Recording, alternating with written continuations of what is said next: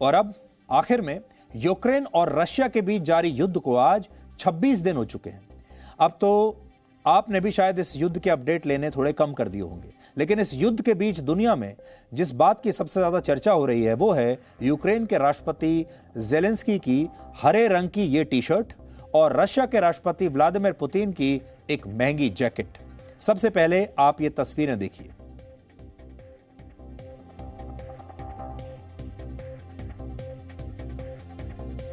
इनमें पहली तस्वीर यूक्रेन के राष्ट्रपति की है, जो युद्ध शुरू होने के बाद से लगातार हरे रंग की इसी टी शर्ट में हर रोज टीवी पर नजर आते हैं। वो इसी टी शर्ट में अमेरिका, कनाडा, ब्रिटेन, जर्मनी और यूरोपियन यूनियन को संबोधित कर चुके हैं टीवी पर आकर, और इन देशों के सांसदों ने उनके लिए खड़े होकर खूब तालियां भी बजाई। लेकिन अगर आप ये देखेंगे, इन सारे संबोधनों में जेलेंस्की ने एक ही तरह की टी शर्ट पहनी है और वो हरे रंग की टी शर्ट है। इस टी शर्ट का एक मकसद तो ये हो सकता है कि ये वो टी शर्ट है जिसे अक्सर सैनिक पहना करते हैं, तो वो ये लोगों को ये बताना चाहते हैं कि वो भी एक सैनिक की भूमिका में है, एक ऐसा सैनिक जो इस समय युद्ध लड़ रहा है। दूसरी तरफ रशिया के राष्ट्रपति व्लादिमीर पुतिन है, जिन्होंने हाल ही में मॉस्को में हुए कार्यक्रम में लगभग 14,000 US डॉलर्स यानी करीब 11 लाख रुपए की ये जैकेट पहनी हुई थी, जिसे इटली की एक मशहूर कंपनी लॉरो पियाना ने डिजाइन किया है। और इस जैकेट के नीचे पुतिन ने जो स्वेटर पहना था उसकी कीमत भी 4,218 US डॉलर्स यानी लगभग 3.5 लाख रुपए के आसपास है। तो ये दो नेता जो आपस में युद्ध लड़ रहे हैं, दोनों के बीच के इस अंतर को समझिए, इस बॉडी लैंग्वेज को समझिए और जो कपड़े वो पहने हुए हैं उसको समझिए।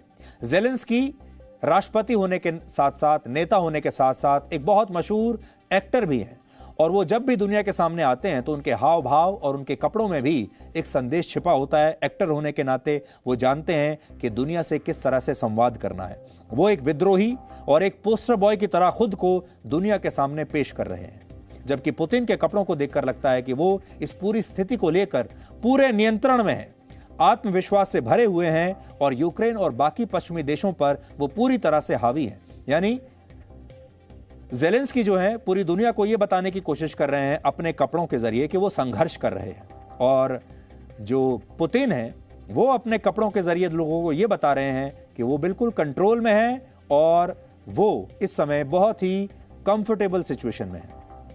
युद्ध शुरू होने के बाद से जेलेंस्की अपने कई वीडियोस जारी कर चुके हैं, जिनमें कभी वो लोगों के बीच दिखाई देते हैं, कभी उन्हें कीव की सड़कों पर देखा जाता है।